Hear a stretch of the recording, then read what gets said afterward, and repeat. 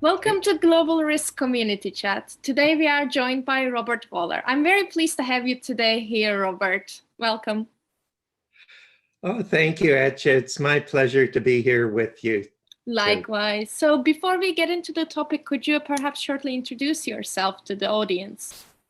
Yes, absolutely. I began my career, quite a long time ago now, in the 70s, as a mineralogist with our National Museum of Natural Sciences. I spent 33 years at the museum in various roles, positions in taking care of collections and that sort of thing. And in that time, well, my primary responsibility was care for the collections. But when I became really honest with myself, there were a lot of issues that I didn't understand what our priorities should be. We have a lot of expertise in areas like security, fire prevention, facilities management, and all that sort of thing, as well as the classical conservation of controlling humidity and insect pests. But when it came to actually spending an incremental dollar to improve our collection care, if I was honest with myself, I had to admit that I didn't know, should we replace the keys on doors where we know that every student in the last 30 years has a key to our collection vault? That would make sense. Should I back our facilities people who want to repair or replace a roof that's getting near the end of its service life? We're getting roof leaks. Or should I install some dehumidifiers? Like, these are all reasonable things that we might want to do.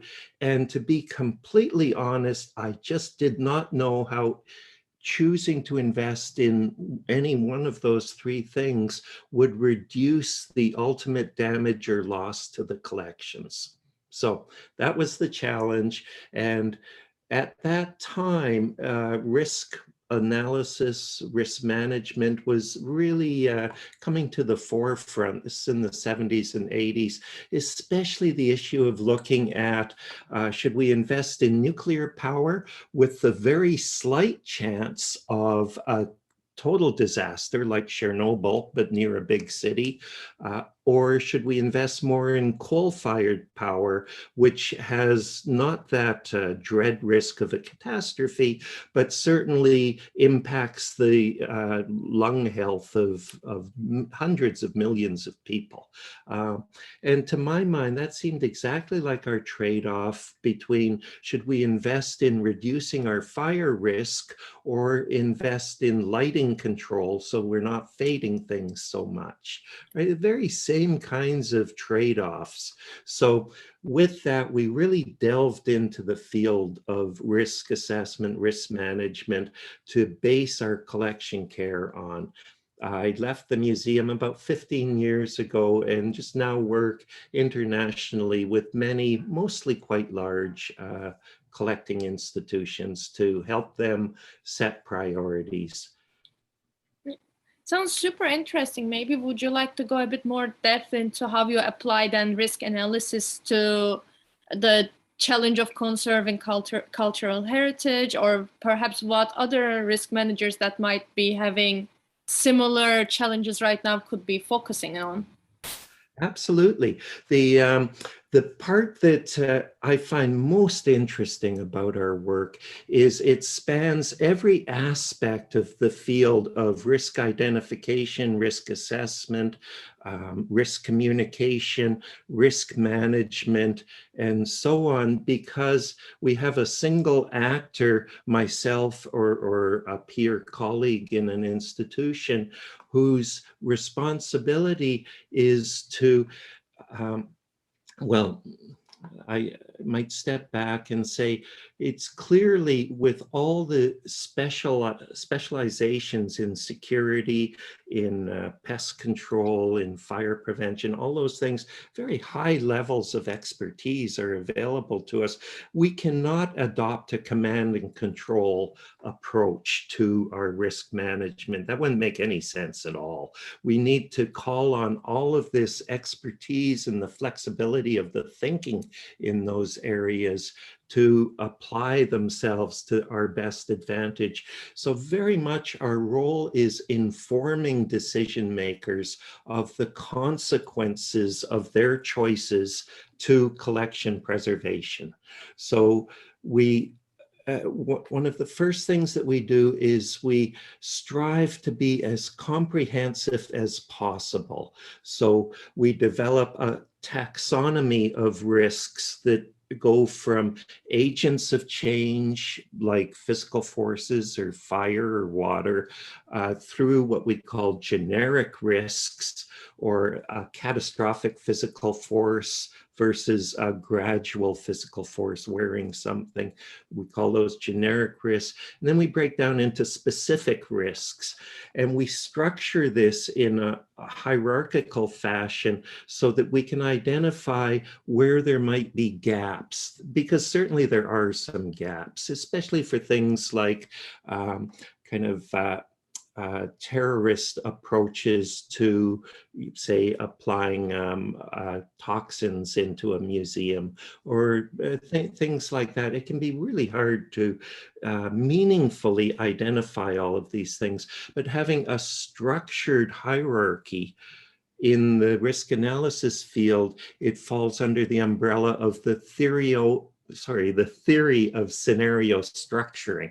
So there's a whole approach to understanding how comprehensive are we being in organizing what we identify as risks. So we put a lot of effort into that. And then we do assess risks in terms of the anticipated loss of value to the collection over the next 100 years.